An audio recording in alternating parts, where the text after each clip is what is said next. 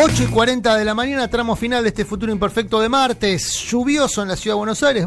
Cuando llegamos estaba lloviendo. No sé cómo estará ahora. La miro a Julieta Laborde, que viene de la calle. ¿Llueve, Julieta? Sí, me dice que sí. Bien, vamos a preguntar, no sé en qué barrio estará. No sé si estará en la Argentina. Intuyo que sí. Creo que está en la Argentina todavía. A Ricardo Alfonsín, ¿cómo está en su barrio? ¿Qué tal? Buen día. Ricardo, Adrián Murano, Fabiana Solano, nos saludamos. ¿Cómo está? ¿Cómo le va, Adrián? Que dice, sí, estoy en Argentina, entre otras cosas, yo todavía no soy embajador. Claro.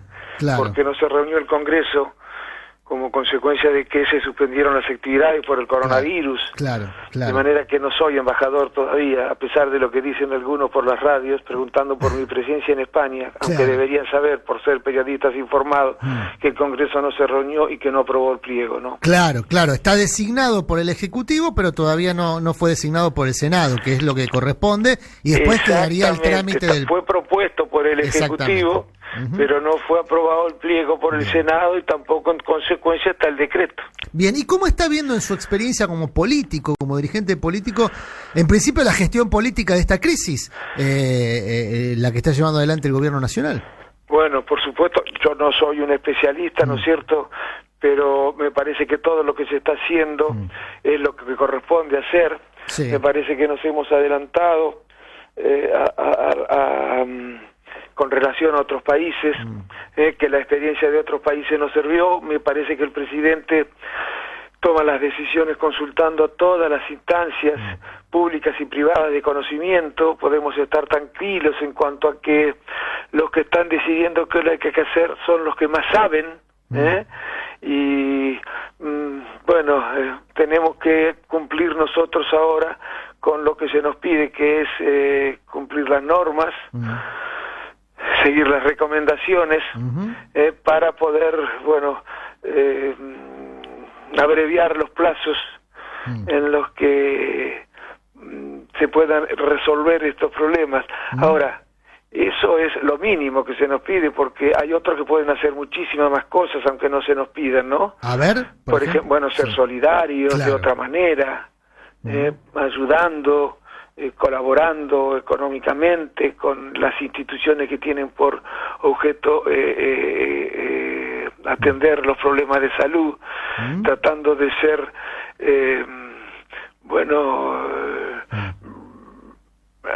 no despidiendo gente, por ejemplo, ¿no es cierto? Está evaluando, me imagino, muy críticamente la decisión que tomó Techín, ¿no?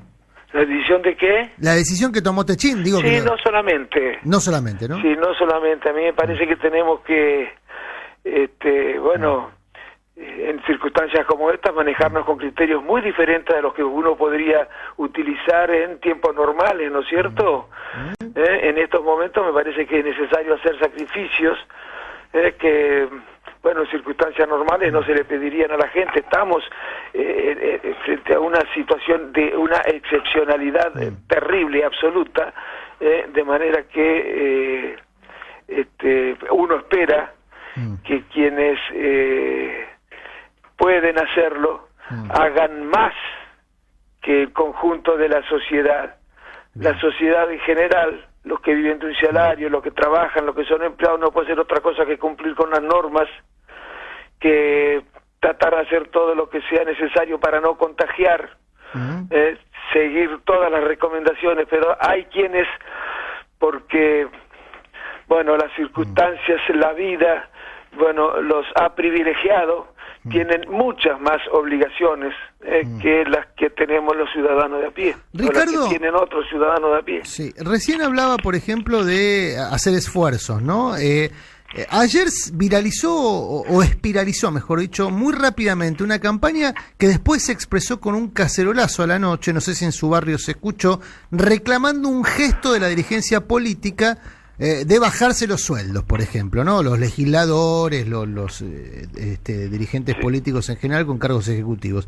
¿Concuerda con esa idea? Ya se sabe que desde el punto de vista fiscal, desde el punto de vista del ahorro fiscal es muy marginal, pero ¿coincide con la necesidad de ese gesto?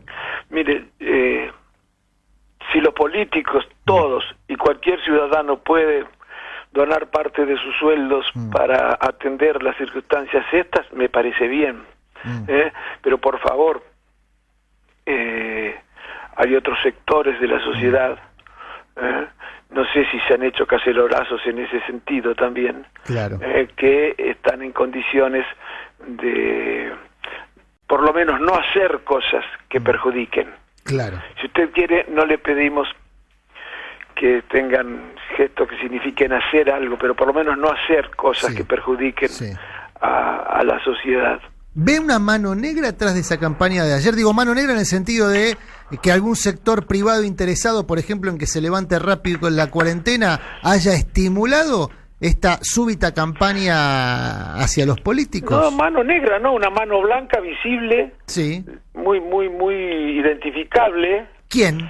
Bueno, todos los que en definitiva se perjudican del lado de los sectores económicamente más fuertes con las consecuencias de los aislamientos o de las cuarentenas, están sin ninguna duda reclamando que se termine con estas decisiones, claro, para que la economía no se afecte, y además utilizan el argumento de que si se continúa con estas políticas, después, como consecuencia de la pobreza que se va a generar, van a ser muchas más las muertes. Bueno, en realidad eso que eso vaya a ocurrir no lo han demostrado nunca. En realidad lo que viene demostrando la experiencia es que aquellos países en los que se priorizó lo económico han tenido consecuencias en términos de salud muy negativas, y desde el punto de vista económico tampoco se han producido los resultados que preveían. A mí me parece en todo caso que lo más racional es lo que se ha hecho en la Argentina, que no es solamente lo más racional desde el punto de vista económico, sino que es lo más ético, es la decisión correcta. La opción por la economía, como dije, dañaría mucho a la economía, tanto o más que el aislamiento, y no entienden que lo que está ocurriendo no es con la economía, no es consecuencia de las decisiones que se toman, sino de la pandemia. Los países que han adoptado decisiones diferentes a la de la Argentina están teniendo muchísima más cantidad de muertos, y los problemas económicos son incluso iguales a los que se pueden generar en aquellos países en los que se toman decisiones que procuran primero salvar vidas. No lo identificó, pero yo quizá puedo identificar en sus palabras, por ejemplo, a una campaña que el viernes muy claramente llevó a cabo el grupo Clarín, que no es un grupo de medios, ¿no? Ya es un grupo de telecomunicaciones muy poderoso. Mire, yo creo que hay... a ver, Adrián, mire, nosotros tenemos que ser conscientes de que no solamente los políticos hacen política. Claro. Los políticos hacen política de manera explícita, digamos. Sí. Me refiero por política, hablo, la política para mí, entre otras cosas, es la actividad que tiene por objeto ordenar los distintos aspectos de lo social. Y no todos coincidimos acerca de cómo que hay que ordenar los distintos aspectos de lo social. Y hay algunos que hacen política, son los convencionalmente llamados políticos, que van a elecciones, les dicen a la sociedad qué hay que hacer, se someten a la voluntad ciudadana, se sientan en las bancas, o ocupan el sillón de Rivadavia, y hay otros que hacen política pero que no van a elecciones, que no se sientan en las bancas del Congreso, pero que influyen sobre los que se sientan en las bancas del Congreso, o influyen sobre los que se sientan en el sillón de Rivadavia, vía formación de la opinión pública. Y bueno, y tienen una mirada distinta, y yo creo que en este caso sí está en juego estas dos alternativas. Se discuten estas dos alternativas, y hay algunos que presionan sobre presidentes, y presionan sobre diputados, y presionan sobre la sociedad para que la sociedad a su vez presione sobre diputados y presidentes, y están en juego estas dos alternativas. ¿Cómo resolvemos este problema? A través de decisiones como las que se tomaron en la Argentina, que van a afectar a la economía, naturalmente, sí, pero hay que salvar vidas primero, o las tomamos como las han querido tomar en otros países, cuya experiencia demuestra que ni siquiera desde el punto de vista económico han sido muy racionales. Claro. Y sí, claro, Y en el fondo es una discusión a ver acerca de quién manda, si la política o la economía. Una discusión de poder, en definitiva. Sí, pero a ver, el poder está siempre en juego en la sociedad, en todas las relaciones de la sociedad, allí donde hay relaciones entre personas está en juego el poder. Pero a ver, en estos casos, está en juego una disputa de poder entre dos entidades o instancias muy precisas. Las corporaciones económicas o los ciudadanos. ¿Quién manda? Ricardo. ¿Quién tiene derecho a decidir? ¿Los ciudadanos a través de sus representantes o las corporaciones están en condiciones de mandar y decirle a los gobiernos qué es lo que tienen que hacer? Esto es lo que está en juego, esto así de sencillo. Y si la sociedad está de acuerdo con lo que hace el gobierno, que lo acompañe porque le va a dar muchas más chances de lograr que se cumplan con las cosas que el gobierno ha decidido. Ricardo, buenos días. Fabiana Solano te saluda. Sí. ¿Cómo andás? A partir de esto que contás, que se empiezan a visibilizar un poco, digamos, cómo es el manejo, el entramado de poder en la Argentina, ¿crees que la crisis del coronavirus y cómo el gobierno está articulando con los diferentes sectores va a cambiar el mapa político de la Argentina? Mira, eso depende mira, yo digo que no hay ningún gobierno que pueda hacer ninguna transformación, ni buena ni mala, si no hay una sociedad que la acompaña. Ni buena ni mala. En democracia, ¿no? Cuando se han hecho cosas que terminaron siendo negativas para la sociedad, es porque la sociedad las acompañó, probablemente porque creían que eran buenas y no escuchó o no analizó o no reflexionó mucho la opinión de quienes decían lo contrario. Bueno, si la sociedad acompaña las decisiones que se están tomando desde el gobierno nacional y si está dispuesta a defenderlo, bueno, tampoco las corporaciones van a poder hacer cosas que signifiquen contrariar la voluntad de los ciudadanos en virtud de los cuales los gobiernos toman esas decisiones. Es mucho más difícil para un gobierno obligar legalmente, desde luego, a que las cosas se cumplan, si hay una sociedad que no lo acompaña en esa tarea, ¿no? Así que bueno, si estamos de acuerdo con lo que está haciendo el gobierno, manifestemos, ¿no?, nuestro apoyo de la manera. Mire, hoy hay muchísimas tecnologías a partir de las cuales se puede conocer cuál es la voluntad de los ciudadanos, ¿no?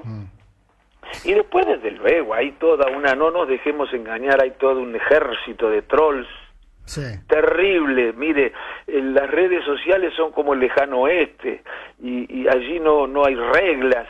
Es el territorio de la anomia y de la inferioridad moral, ¿no? Porque parece mentira que pueda haber personas que digan las cosas que se dicen a través de las redes. Yo cuando las leo, muy poco además lo hago, ¿no?, me pregunto siempre, ¿tendrán hijos estas personas? ¿Los hijos de estas personas leerán los que sus padres escriben? ¿Qué ejemplo se les está dando? Porque es realmente la negación de lo que deberían ser conductas morales o actitudes morales las que nosotros vemos a través de las redes, ¿no? No todas, pero una proporción de esos que se llaman trolls, ¿no? Rencores, deseos de que pasen cosas malas a las personas o incluso colectivamente. Es una cosa espantosa lo que son las redes sociales, ¿eh? Sí, sin duda. Ricardo, la última ya lo despedimos, le agradecemos muchísimo este rato. Ricardo Alfonsín, siempre es un gusto hablar con usted, aparte por la experiencia política, da gusto aprovechar esa experiencia, más allá de la coyuntura.